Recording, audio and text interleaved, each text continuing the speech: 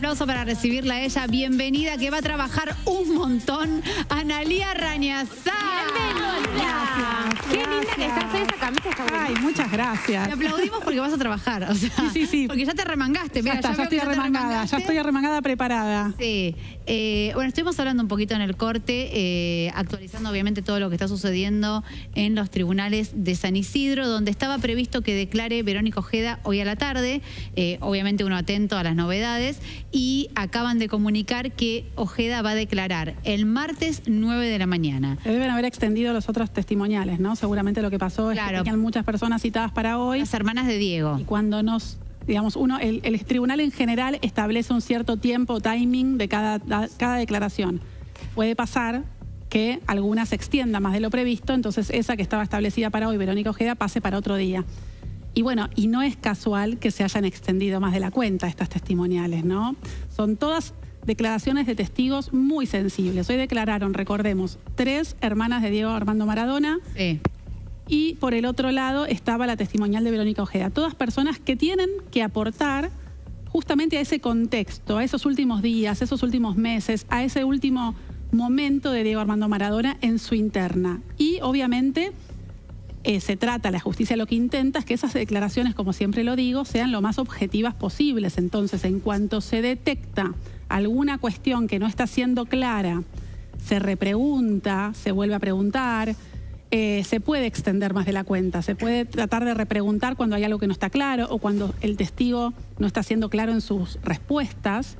De hecho, que una de las hermanas estaba declarando, ahora vuelvo a poner en contexto porque lo dijimos cuando terminábamos el primer bloque, que estaba declarando Claudia, no Claudia Villafañe, no, Claudia la hermana de Diego. Y que todo venía bien hasta que Fernando Burlando le hace la pregunta por el vínculo contractual, si fue antes o después de la muerte de Diego, y a lo cual ella responde: mi hermano nos dejó las marcas. Y Fernando Burlando insiste mediante qué acto formal le dejó las marcas y quién lo hace. Y ahí el abogado de las hermanas, que aparte lo que nos sorprende y que te queríamos también consultar, es que es un abogado que responde al estudio de Morla, se opone a esta cuestión más incisiva por parte de Burlando y fueron a un cuarto intermedio. Asumo que esto también habrá dilatado las cosas. Claro, porque recordemos también a la gente el contexto judicial. Esta es una causa que tiene, que lo que busca es ver o discernir la responsabilidad de los médicos actuantes y si tuvieron o no responsabilidad en el deceso de Diego Armando Maradona. Por eso hoy Morla no está imputado, que siempre sale la pregunta, la duda, o siempre respondo a esto mismo, ¿no? No está imputado en esta causa, lo que no quiere decir que no esté imputado, que de esta causa no surjan elementos que la justicia pueda utilizar luego para imputarlo a Morla. Ahora bien, Vicky nos está diciendo algo que es clave. Si la abogado de las hermanas de Diego Armando Maradona tienen que ver con el estudio de Morla, si bien Morla, él personalmente no está ejerciendo su función de abogado en esa defensa, sí lo está, de alguna manera, su estudio, su equipo, responde a él. En realidad, esto es algo que se los pregunto a ustedes, me lo pregunto yo, lo dejo acá en un signo de interrogante, es ¿qué tan objetivos van a ser esas declaraciones testimoniales en cuanto a justamente esto que tuvo que generar un cuarto intermedio con respecto a la responsabilidad de Morla y a estas marcas Maradona que todos en un principio escuchamos que habían quedado en cabeza de Morla y que después apareció, parece ser, que estaba en cabeza de las hermanas y que Diego le habría dejado las marcas a las hermanas que tienen el patrocinio, la defensa letrada, digamos, tiene como estudio patrocinante y defensa al de Morla. Entonces es clave esta pregunta que hizo Fernando Burlando para saber realmente si ese acto que las hermanas declararon, que las marcas habían sido cedidas a ellas, había sido en vida, o ese acto fue post-mortem y a través de quién, ¿sí? Si fue Morla, y si fue Morla, ¿por qué fue Morla? ¿Sí? Entonces todo esto tiene que ver y por supuesto que se iban a negar la defensa, digamos, los abogados de las que estaban declarando se iban a negar a que haga esta pregunta porque, como les decía recién, va a tener que ver no tanto tal vez con lo que se está buscando en esta causa, que es la responsabilidad médica, sino con futuras imputaciones que podrían llegar a surgir en cuanto a o al porqué de esta estructura que falló a la hora de cuidar a Diego Armando Maradona y el porqué. ¿Se acuerdan que dijimos por qué? no solamente se está hablando de la responsabilidad médica, es decir, el no accionar en los casos de los médicos cuando sí lo tienen que hacer, tiene una responsabilidad y eso tiene una sanción penal, sino además el porqué, el motivo del dejar morir a una persona. ¿Quién está en cabeza de esas órdenes de no hacer a esos médicos? Por un lado, los médicos no pueden escudarse y decir, bueno, a mí me dijeron que no le dé la medicación, a mí me dijeron que no lo interne, a mí me dijeron que lo deje estar y que... No, porque hay un principio médico que, exacto, claro, tienen que cumplir. Pero por el otro lado es importante saber el por qué esas órdenes, de quién y con qué cuál era la finalidad o el objetivo por el cual querían esto de forma tan rápida. El deceso de Diego Armando Maradona, que incluso de las pericias médicas, de la autopsia que se hizo, hay un montón de cuestiones que ya hoy están probadas y acreditadas, como es que justamente hay un montón de cosas que se podían haber tratado y no se hicieron. O sea que los médicos no lo hicieron. No había forma que los médicos no supieran estas cuestiones de Diego Armando Maradona y sin embargo no hicieron nada para evitarlo, lo que fue un combo explosivo, ¿no?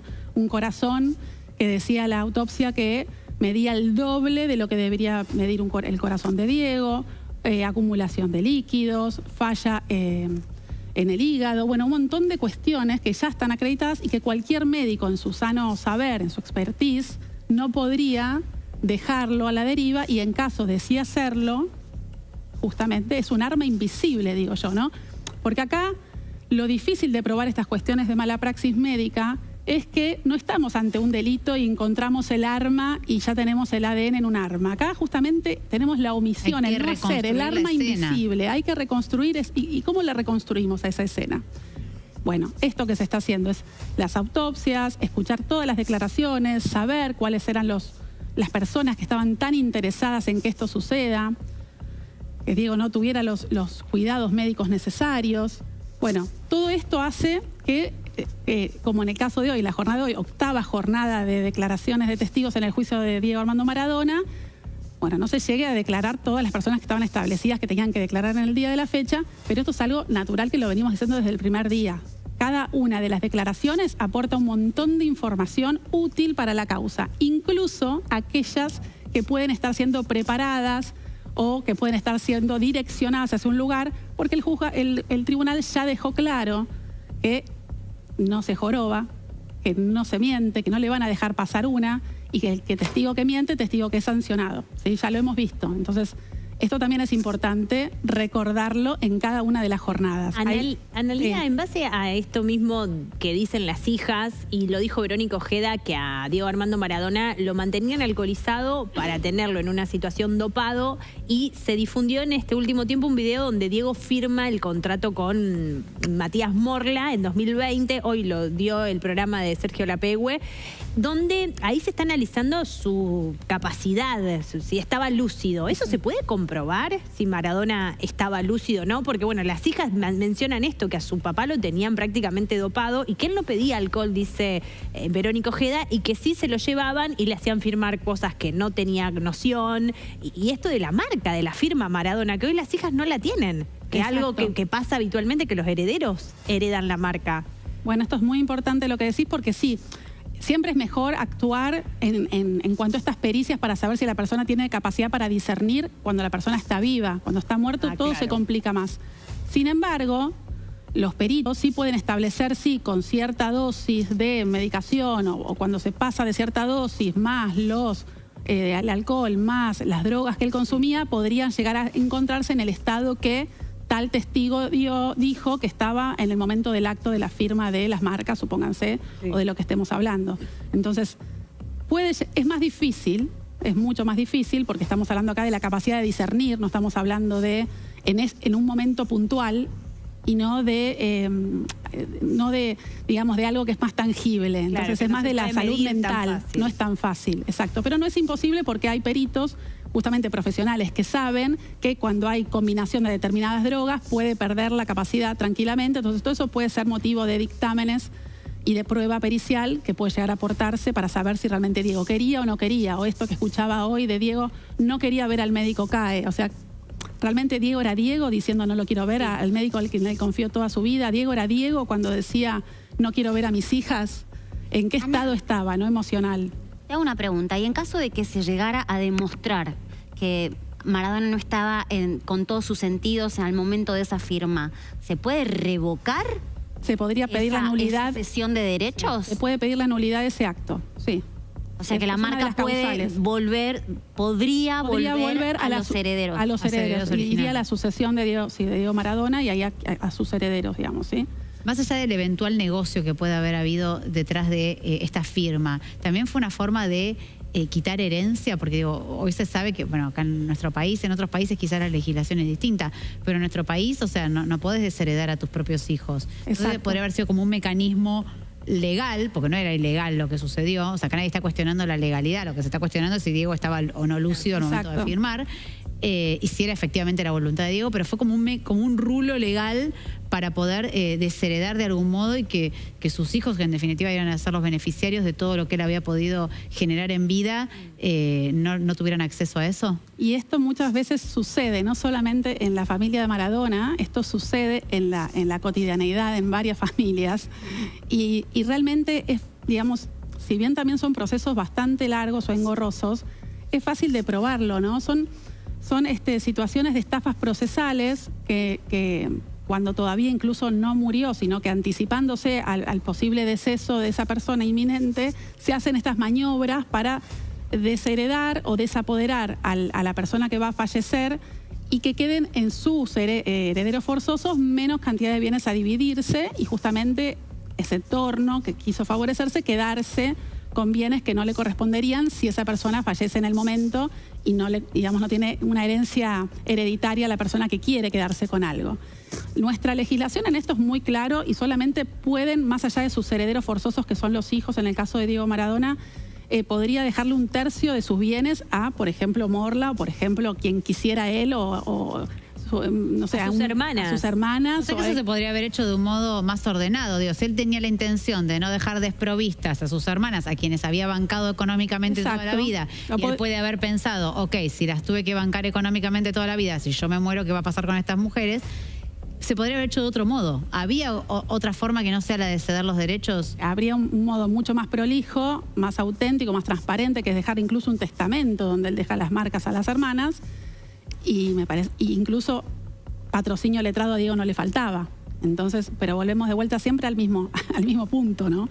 Cuando hay un entorno que no quiere que determinada persona actúe de acuerdo a su verdadera voluntad, porque la voluntad de Diego ya claramente no era la voluntad de Diego, bueno, ahí hay un montón de cuestiones que empiezan a tomar importancia. Entonces, me preguntás a mí, si yo hubiera sido la abogada de Diego y conozco a Diego, porque además todos, no hacía falta ser amigo conocido de Diego, conocíamos lo que amaba la familia, lo hubiéramos aconsejado en este sentido, ¿no? De que deje ordenado y cuidado lo que él quería que vaya para sus hermanas y no esté todo este enroque que estamos viendo hoy, que incluso incomodó a la propia hermana al momento de la declaración, ¿no? Porque si no, directamente la señora no puede terminar de contestar o se le hará como un conflicto. También la mujer debe estar advertida. Ojo con lo que decís, porque la semana pasada hubo uno que fue preso. Digo, pienso las lagunas. Hay algunas lagunas o contradicciones que en esto de estar declarando todos los testigos que van a estar,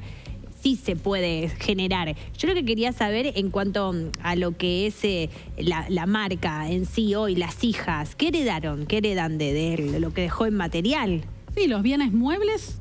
Porque hoy la marca, que es lo más valioso, no la tienen. Por eso también se duda cómo se buscó permanentemente aislarlo. Tiene lógica el entorno de Maradona, aislarlo de su familia, porque Diego era incontrolable y si le llenaban la cabeza y lo tenían dopado, era muy difícil. Yo también tengo versiones que le decían a Diego cosas que las hijas no hacían y que incluso a veces le sacaban internet de su celular para que él no vea los portales. Y le daban su información. Bueno, esto lo contó Baudry acá también, cómo él tenía teléfono con tarjeta.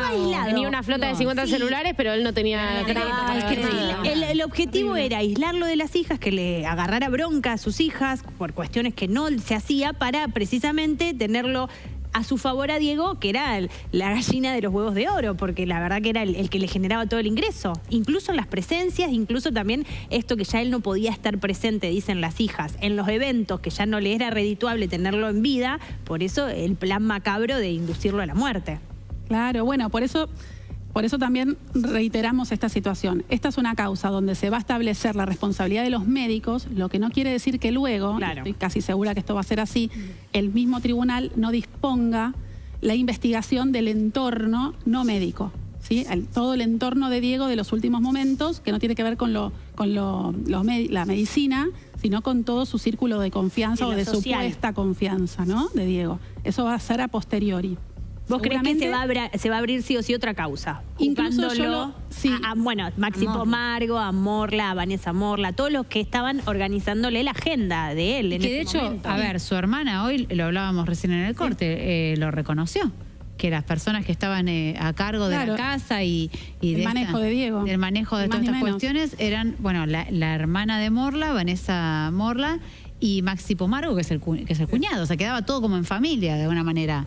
Y yo cuestioné un poquito Perdón, hago este paralelismo. Sí. Fíjense, quedaba todo en familia, pero no en familia de Diego, en familia de Morla. ¿No les parece súper macabro, llamativo? Digo, una internación domiciliaria, qué mejor que quede en el contexto de familia del propio internado, no en familia del otro. Las personas de confianza eran las de Morla, no las de Diego. Los audios que dicen en ese momento de la internación, qué hacer, si lo llevamos a una clínica o lo llevamos a una internación domiciliaria, se ven los audios que dicen que no se lo lleven las chicas. Claro. A Diego. ¿Y por qué? Porque lo querían seguir teniendo dominado, ellos controlado, porque si a Diego lo llevas sin alcohol, con una atención médica realmente coherente, él es lo que dice. Además, hoy estaría bien. Va a querer hacer es ver a su familia. Sentido común, si querés a alguien genuinamente, ¿por qué le haces firmar una sesión de derechos de esa magnitud? Y porque hay un interés, otro interés económico. Claro. Bueno, yo cuestioné mucho justamente el tema de que el juzgado no abrió, o sea, no imputó a más personas en esto, porque yo soy de las que pienso que cuando pasan cuestiones así tan sensibles y tan graves, hay que imputar a todo el mundo y después vemos si era o no era. Total, bueno, estabas en la escena del crimen, bueno, lamentablemente tenés que pasar por el proceso judicial y si no tenés nada que esconder, perfecto.